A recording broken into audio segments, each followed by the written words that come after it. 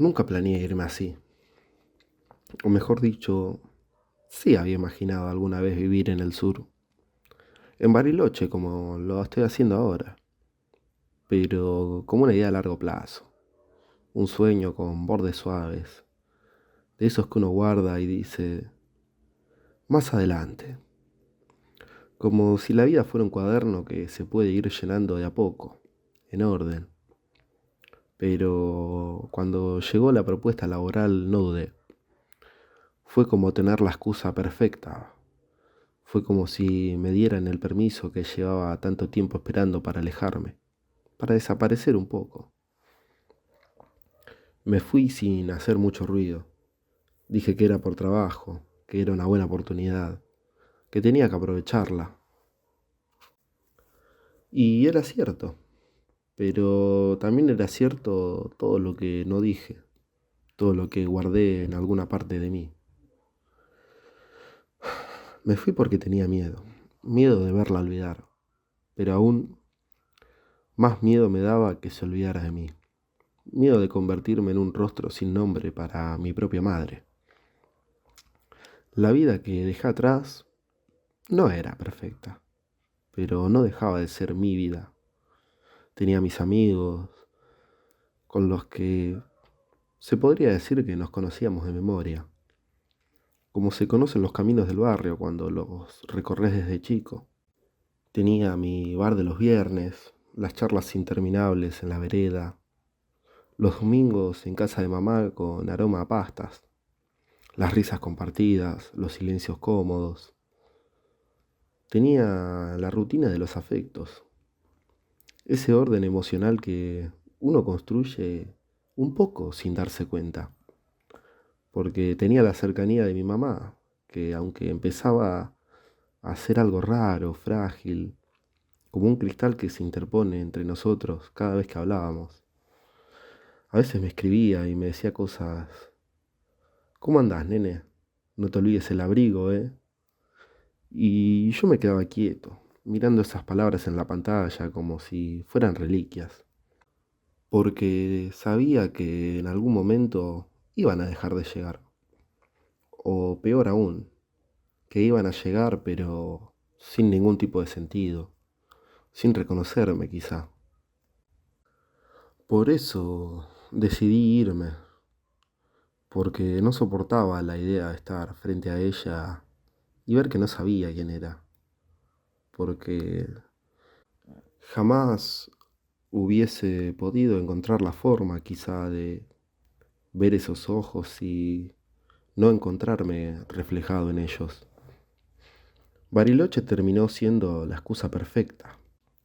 Le dije a todo el mundo que fue por trabajo, que estaba entusiasmado, que era el cambio que venía esperando. Y sí, había algo de verdad en eso. Siempre quise vivir cerca de la montaña. Siempre me atrajo el sur con sus inviernos largos, sus cielos interminables o sus colores que van cambiando cada semana. Tenía la fantasía de levantarme y ver el lago todos los días, de vivir en una cabaña con estufa a leña, o de encontrar una forma más simple de estar en el mundo.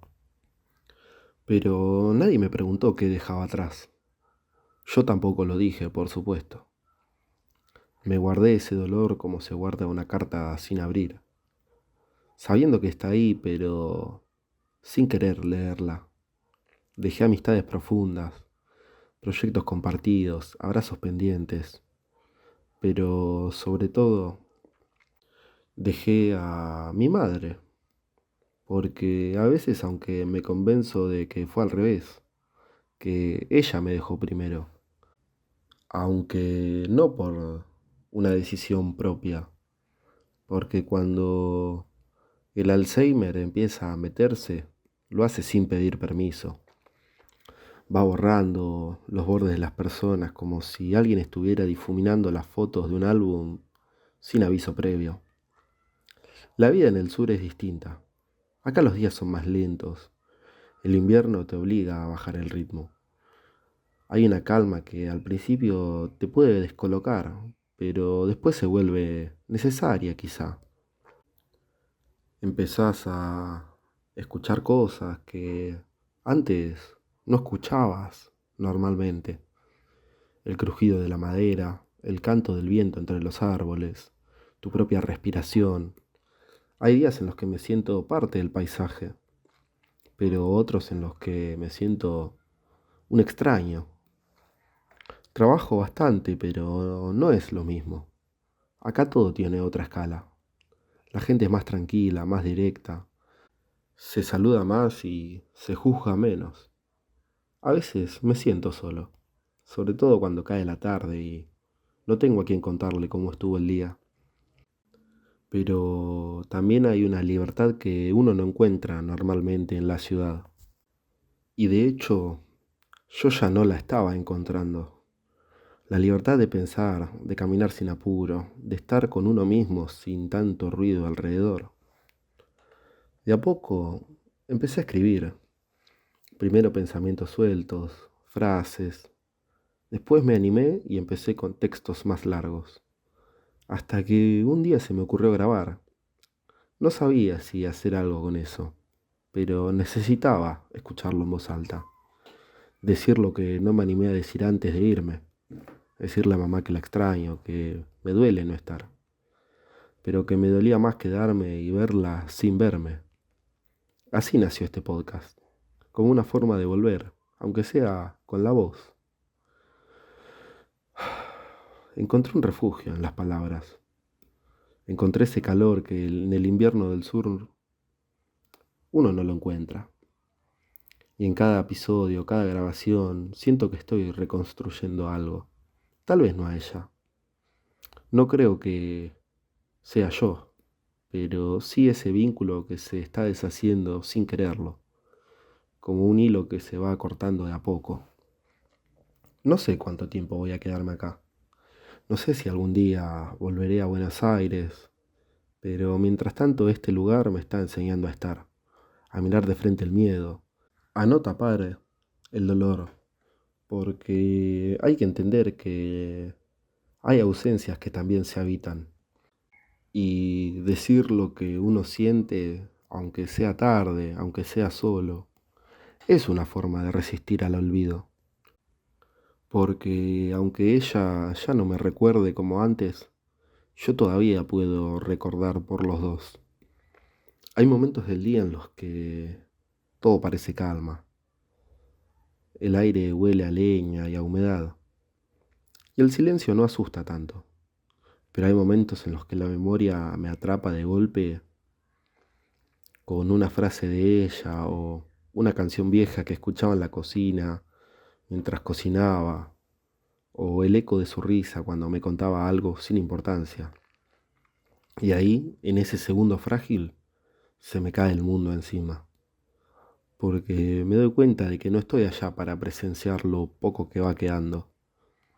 Me alejé antes de tiempo, lo sé, pero me alejé para protegerme, porque sentía que verla borrarme sería más de lo que podía soportar. Algunas noches sueño con ella. A veces me llama por mi nombre, como solía hacerlo, con esa certeza que ella tenía en su voz.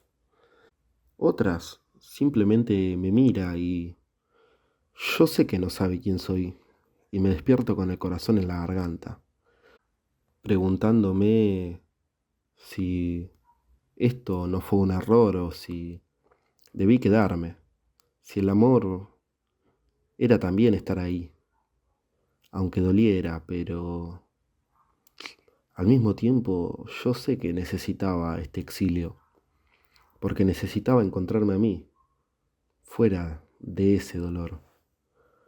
El sur me ofrece una belleza que no siempre consuela, pero que a veces te acompaña. El frío es honesto, la nieve cubre todo con una delicadeza que te desarma, y el lago con su inmensidad silenciosa me recuerda que la vida sigue, incluso cuando no sabemos bien hacia dónde.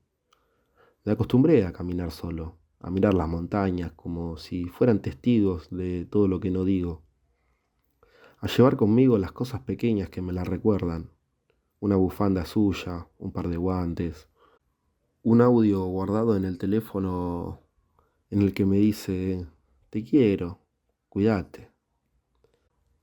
Esto, a pesar de anunciarlo hace relativamente poco, creció bastante, porque yo pensaba que era solo para mí, pero empecé a recibir mensajes de gente que también se fue, que también tuvo miedo o que también siente culpa. Y entonces entendí que lo personal también puede ser colectivo, que al contar mi historia, quizás alguien más se atreva a contar la suya, que nombrar al dolor es una forma de no dejar que nos aplaste, porque a veces pienso en volver, aunque sea por unos días, verla, escucharla, saber si aún queda algo de nosotros en su memoria, pero no lo hago, me freno, algo me detiene, tal vez el mismo miedo de siempre, tal vez el error de confirmar que ya no hay lugar para mí en su mundo. Me repito que hay tiempo, que lo voy a hacer más adelante, pero no sé si me creo, porque la distancia, aunque duele, también protege, y yo sigo necesitando protegerme. Puede que por momentos sienta que estoy siendo egoísta, pero mientras tanto sigo escribiendo, sigo grabando, sigo encontrando sentido en el acto de hablar, aunque quizá no haya nadie del otro lado, porque en el sur, con todo su frío, pude encontrar el valor de decir lo que antes no me animaba y decir, hay algo que se acomoda, que encuentra su forma quizá. Quizás algún día este lugar deje de ser un refugio y se convierta en otra despedida, pero por ahora sigo acá, con mi voz, con mis recuerdos, con mi miedo y un amor enorme que no se va. Aunque se borren los rostros, aunque se pierdan los nombres, porque a veces resistir al olvido es simplemente eso, quedarse con lo que se siente, aunque quizá no se pueda compartir. Desde que llegué al sur, cambié de vivienda varias veces, no por capricho, sino porque no logro encontrar ese lugar que me haga sentir en casa. Viví en una habitación en lo de una señora mayor que alquilaba cuartos a estudiantes. Después me pasé a una cabaña, un poco alejada, pero el silencio era tan profundo que a veces me asustaba. Más tarde probé en un monoambiente con una vista parcial al lago Nahuel Huapi, creyendo que eso me bastaría. Pero en todos esos espacios algo faltaba. O quizás era yo el que estaba incompleto. Uno se da cuenta de que no se trata del lugar en sí, sino del modo en que uno lo habita, de lo que uno carga cuando cierra la puerta y apaga la luz. A veces suele pasarme que en los días más fríos busco en el celular fotos viejas. Las tengo ordenadas por carpetas, cumpleaños, asados, tardes en la casa de mamá, algún que otro viaje. Me gusta detenerme en los detalles. Una sonrisa al fondo, una mano apoyada en un hombro, una expresión que me resulta familiar y lejana al mismo tiempo. A veces me sorprende verme tan distinto, o tan entero, y me da una nostalgia, porque si pudiera volver el tiempo atrás, lo haría sin dudar. Volvería a esa cocina con olor a salsa, a esa sobremesa sin relojes, o a ese abrazo sin preguntas. Pero no se puede. Y esa es la parte más difícil de crecer. Entender que no hay vuelta atrás. En Bariloche todos los años llegan los egresados. Vienen en grupos, con sus camperas con el nombre escrito en la parte de atrás, con sus gritos, con sus canciones. Los veo por la calle, por el centro, en el cerro, o también sacándose fotos con una energía que por momentos parece inagotable. Y me gusta detener a verlos, no por envidia, sino por una especie de melancolía inevitable. que me hace preguntarme por qué yo no puedo ser así de feliz.